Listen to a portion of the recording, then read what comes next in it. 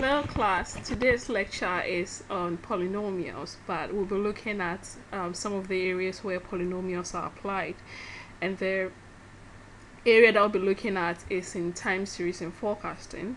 So time series and forecasting is using previous occurrences to predict the future happenings. So we're going to look at two scenarios, one which is in the school enrollment system, and then another one which is the total revenue generated by a company. So using the school enrollment system, here we have two columns, the year of enrollment against the total enrollment. So the first column, we have year 2004 up to 2012, and then the second we have enrollment for the first year, which is 6.5 up to the 18.1. Now I've included a third column with the heading T up to from year 1 up to year 9.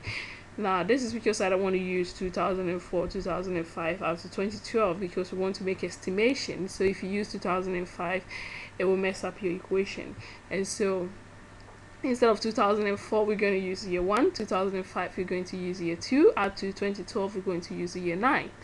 And so what we need is a scatter plot of these 2 points, which is the year against my against my enrollment.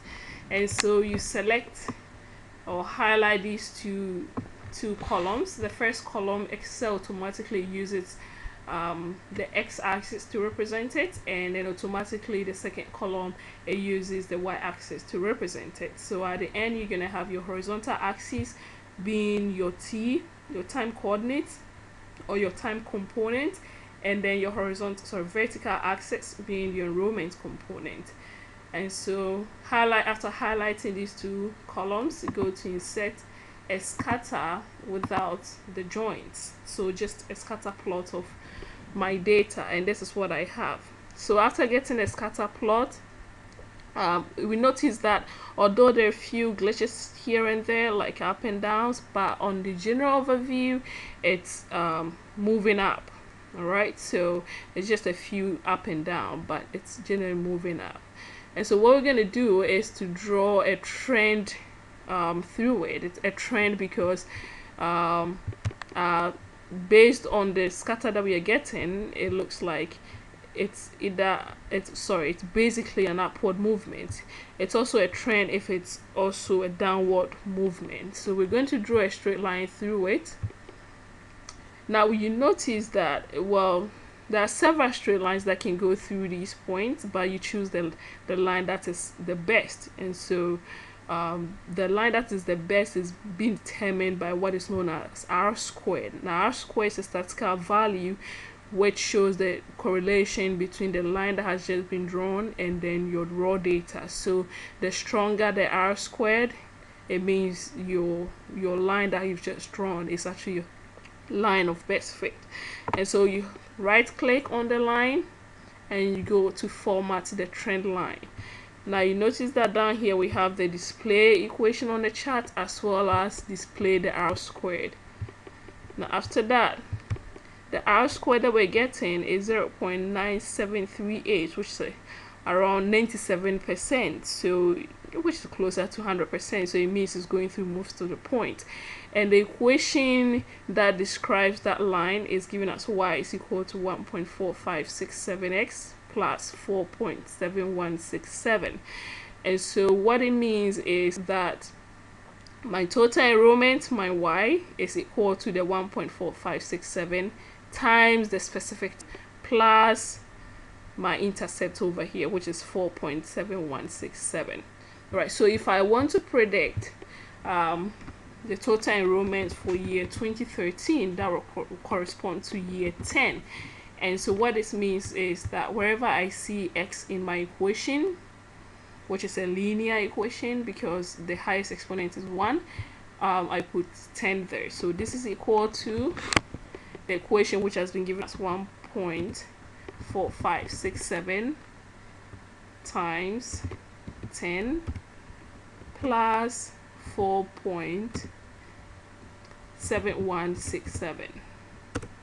Right, and so based on the equation of the line that has just been given to us, it means that the total enrollment for predicted or forecasted enrollment for year 2013, which corresponds to year 10, will be 19.3, which I'm running up to one decimal place because in our data it's only to one decimal place. So 19.3, which in terms of thousands will be 19,300 students for year 2013. Now you don't want to forecast for over a long period of time, because this is actually not a good model to use for longer forecasting, because it's not going through most of the points, as you can see. And so this is for shorter prediction for a year or two that we do. All right, now another time series that we have is in terms of a company, their total revenue generated, which is the paracetamol company. So it's a dummy raw data here, it's not the actual data. So we have two columns. Year 1, their total revenue, which is in terms of $1 million, is 23.1, up to year 10, in terms of $1 million, is 19.3. And so if we want to forecast their total revenue in year 11, first of all, you need to plot a scatter of the raw data, and then use the R-square to determine a line, the best line that will go through it, whether it's a linear or curvilinear or not linear. Right, so we're going to highlight these two columns. Now remember, Excel is going to pick the first column to be your x-axis and then your second column to be your y-axis. So after highlighting, we go to insert, and then insert to scatter without the joints. Now you can see that there's a pattern here. Once again, there are a few ups and downs, but the general overview is that it's moving up. And so such a pattern is known as a trend pattern. If you have up and down, up and down, up and down movement, then you have a seasonal patterns. A kind of business that will have a seasonal pattern is an umbrella business. So if you're in the umbrella business, if it's in the dry season, your revenue goes down, because not most people would like to purchase an umbrella during the dry season. And then when it's in the rainy season, a lot more people purchase umbrellas, so your total revenue goes up. Now if you have an up and down movement like that, or pattern like that, it's difficult to predict. So what you do at first is to take out the seasonality component in your data, and then you get a trend. From the trend, it will be easier to predict. But it looks like the two examples that we've looked at are all trend, so there isn't any seasonality in our data. So what we're going to do is to first of all draw a straight line through these points. If a straight line does not help, then we move on to a higher order 2. If 2 does not work, then move on to a higher order 3. But normally you don't want to move outside 1. 2 is sometimes preferred, but you don't want a much more higher order. All right, so 1, we're going to draw a straight line. Now as you can see, the straight line is not doing a good job. 1, it's difficult to eyeball how many points it's going through. So what we're going to do is to highlight the line, and then go to format trend line, determine whether there's a strong relationship or correlation between the line that has just been drawn and the raw data. So we're going to use the R-squared, as well as we want to know the equation of the line that has just been drawn. All right, so our R-square is giving us 0.9049, which is 90%, so not that strong. And so we want to look at a higher order. All right, so we go back to the line, click on it, or right click on it, and then there's several regressional type of lines here. We have the exponential, the linear, the log, the polynomial, the power, the moving average. And so we want to move on to a higher order of order 2. If it's order 1, it's linear. If it's order 2, it's curvilinear. So order 2 will be a quadratic polynomial. We want to display the equation of the quadratic as well as display R-squared. All right, and so based on the R-squared, we get to 0.9812, which is 98%. Very good. So which is closer to 100%. So it means that there's a strong correlation between our line of best fit and then our data.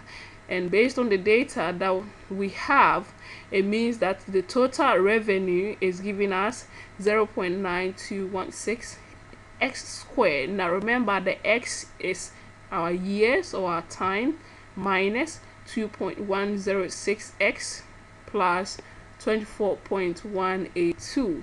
And so if we want to estimate for year 11, now once again, you don't want to estimate over a long period of time because this is actually not a good model. And so for year 11, this will be equal to, wherever we see x in our equation, we put 11 there. So this is equal to 0.9216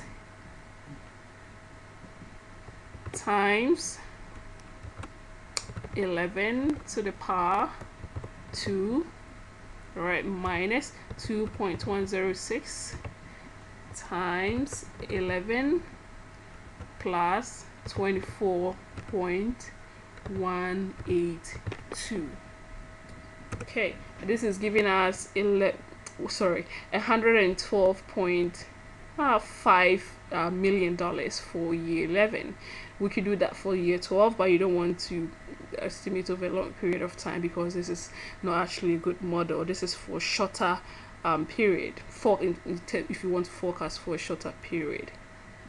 All right, so after watching this video, I want you to go back to the course page and then download the homework or the assignment on practicals of polynomials. All right.